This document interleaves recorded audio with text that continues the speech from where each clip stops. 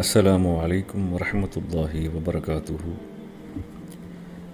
الحمد لله والصلاة والسلام على رسول الله صلى الله عليه وسلم وبعد.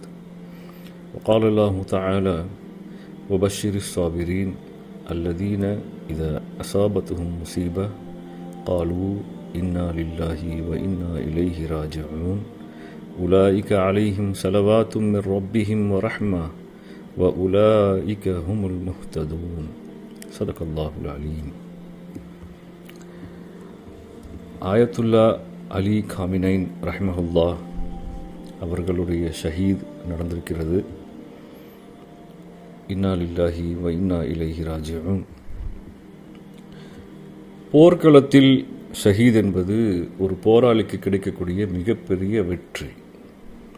போரில் ஜெயிக்கிறோமோ தோக்குறோமோ, அல்லாவுக்காக வேண்டி அந்த போரிலே இன்னுயிரை துறக்கும்போது அவர்களுக்கு ஏற்படக்கூடிய அந்த மகிழ்ச்சி, சந்தோஷம் என்பது ஒரு பேரானந்தத்தை குறிக்கும்.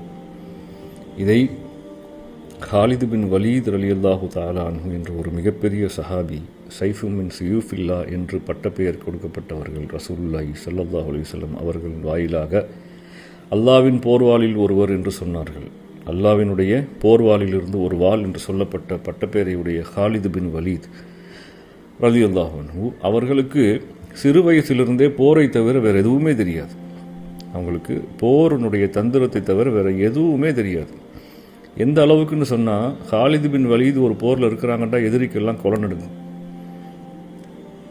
அதே போல் காலிது பின் வலீத் அவர்களுடைய படையில் இருக்கக்கூடிய சஹாபிகள் எல்லாம் மிகவும் ஆனந்தமாக, சந்தோஷமாக இருப்பார்கள். நாம் தான் வெற்றியடைப் போகிறோம் என்று நம்பிக்கையோடு இருப்பார்கள். காரணம், காலிது பின் வலீத் ரலியல்லாஹு அன்ஹு அவர்களுடைய தந்திரம், போரினுடைய துணிச்சல் தந்திரம் அப்படி.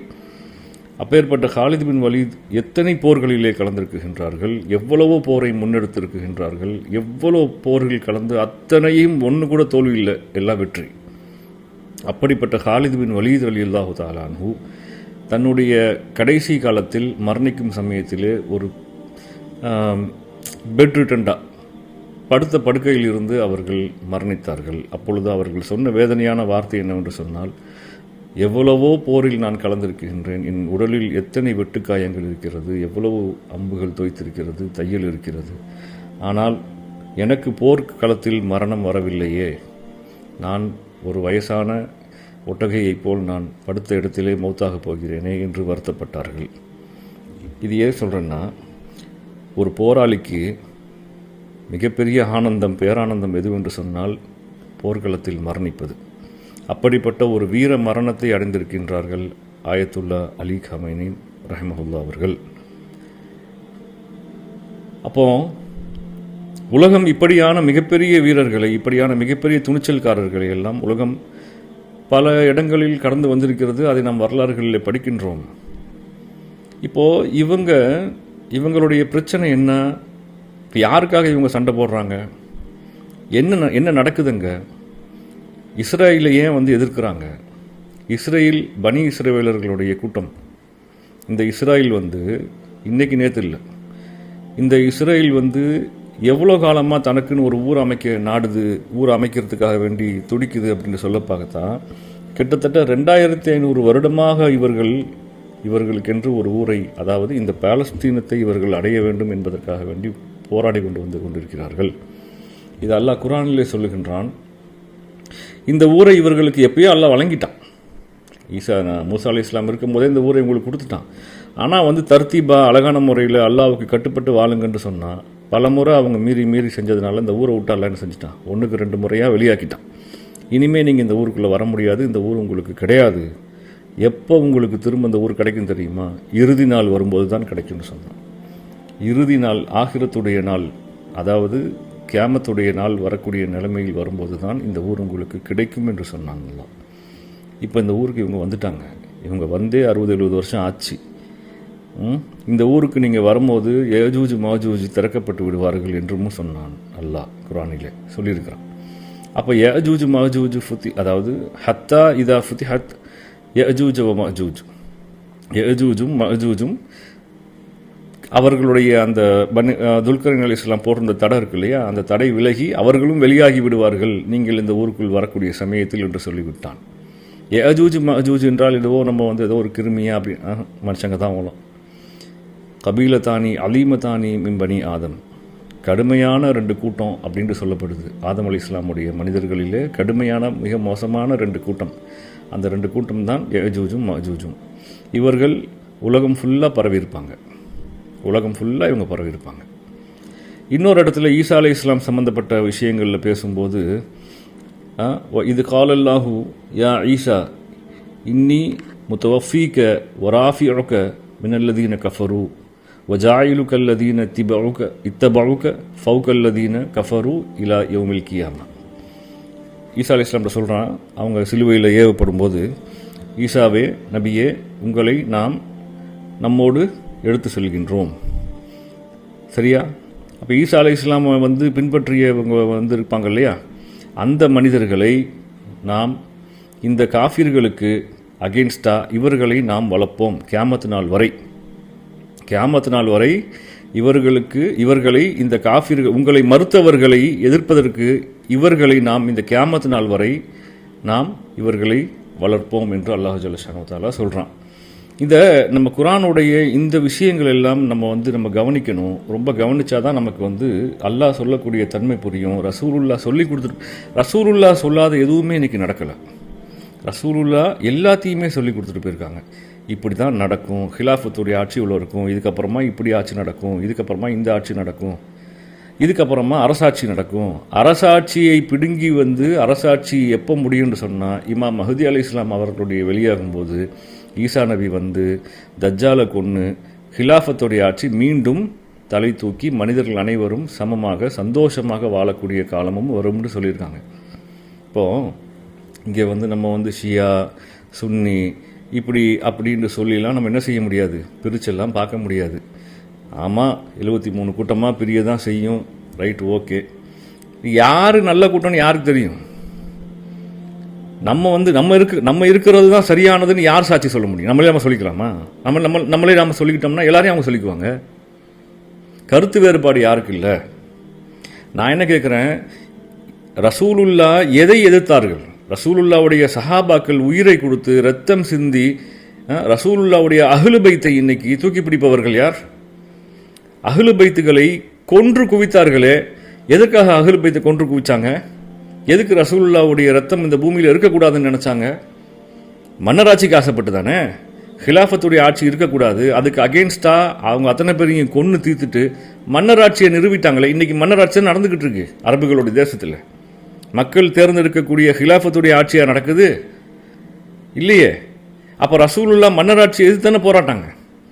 அப்போ அப்படிப்பட்டவங்க தானே இன்றைக்கி இந்த அரபு நாடுகளுடைய மன்னர்களாக இருந்து கொண்டிருக்கிறார்கள். இவர்கள் தங்களுடைய லாபகத்துக்காக வேண்டி, தங்களுடைய லாபத்திற்காக வேண்டி, தங்களுடைய சுகபோகமான இந்த உலக வாழ்க்கைக்காக வேண்டி அல்லாஹ் யாரை தன்னுடைய எதிரி என்று சொல்லுகின்றான்? மேற்குக்கும் கிழக்குக்கும் சண்டை மூலம் என்று சொல்லவில்லையா? இந்த மேற்கு யாரு? யூரோப்பியன் கண்ட்ரி, அமெரிக்கன் கண்ட்ரி தானே. அப்போ இந்த அமெரிக்க ஏகாதிபத்தியத்தை அவர்களுடைய காலை கட்டி கொண்டு வாழக்கூடியவர்கள் யார் என்று? இந்த அரபு மன்னர்கள் தானே. அவனுக்கு ஃபுல் சப்போர்ட் பண்ணுறாங்க. அப்போது இன்னைக்கு உலகத்தில் ஒரு முஸ்லீம் அமெரிக்காவை எதிர்க்கிறாரு அப்படின்னு தானே பேச்சு. அப்போ அப்பேற்பட்ட ஒரு சிங்கமாக கர்ஜித்த இந்த ஆயத்துல்லா அலி காமினின் ரஹ்மஹுல்லா ஒரு மிகப்பெரிய சிங்கம்தான். அவர்களுக்கு நாம் மரியாதை நாம் இரங்கல் தெரிவிக்கத்தான் வேண்டும்.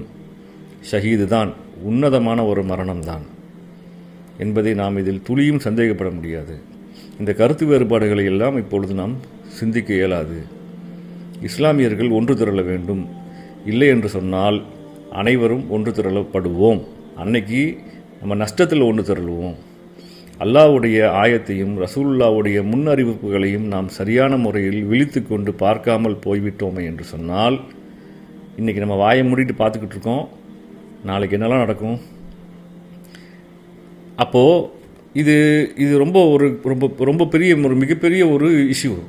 இன்றைக்கி இந்த போர் சும்மா இன்றைக்கி நேற்று ஆரம்பித்து நாளைக்கு நாளன்னைக்கெல்லாம் முடிஞ்சிரும்னு நினைக்காதீங்க. அவ்வளோதான். இது இறுதியினுடைய காலம் ஆரம்பித்து விட்டது.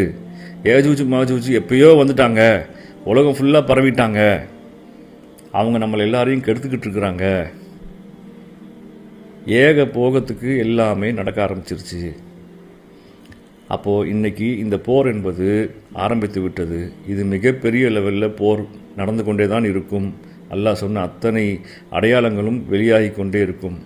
நாம் முன்கூட்டியே இதை கவனித்து நாம் இதை பற்றிய விஷயங்களை எல்லாம் சரியான முறையில் பேசி நாம் புரிதலுக்கு வரவில்லை என்று சொன்னால் அது நம்ம முன்னாடி வந்து நிற்கும் போது நாம் நிர்கதியாகி நிலக்குழம்பி போயிடுவோம் என்பதை நான் மிகவும் மிகவும் பணிவுடன் தெரிவித்துக் கொள்கிறேன்.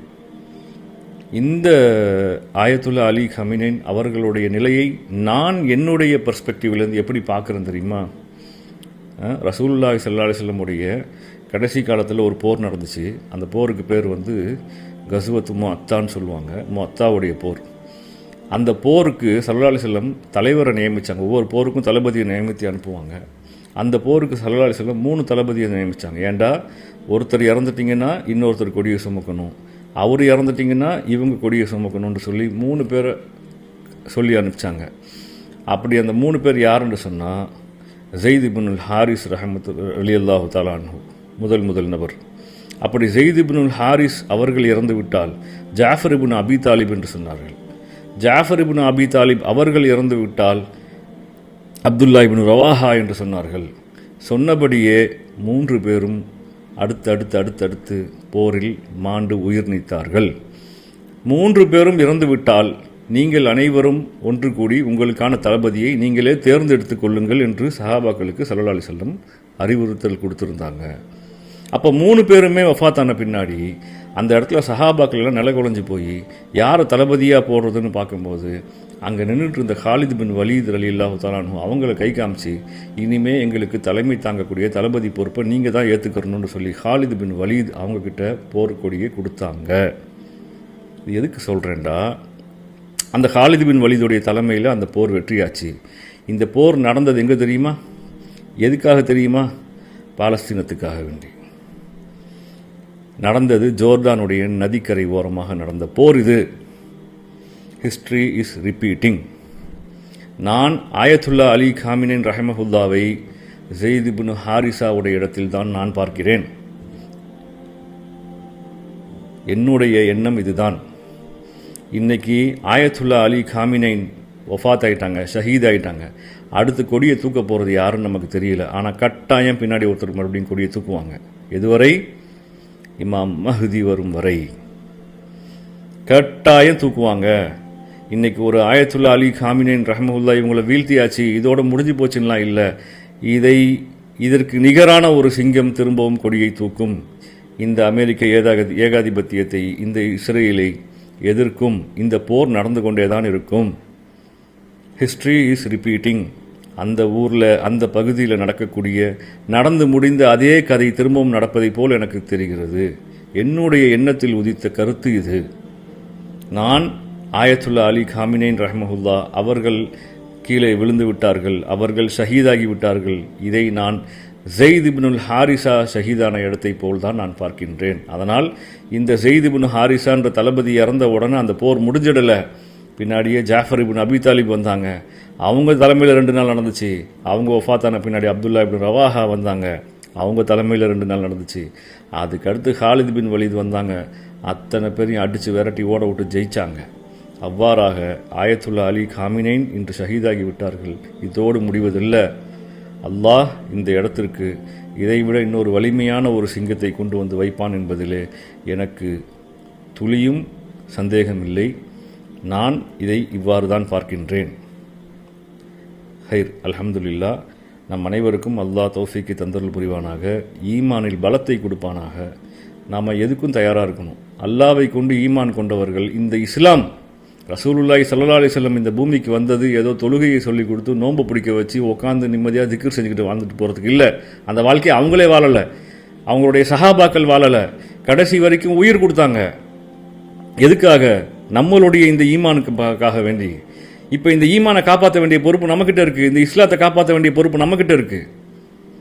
நாம் உட்காந்துக்கிட்டு தொழுதுகிட்டு ஓதிக்கிட்டு அல்லாஹ் காப்பாற்றுன்னு சொல்லிக்கிட்டு இருந்தா என்ன வானத்துலேருந்து 2 படம் இறங்குமா? நாம தான் அதை செய்ய வேண்டும். அதற்கு நாம் துணிச்சல் உள்ளவர்களாக இருக்க வேண்டும்.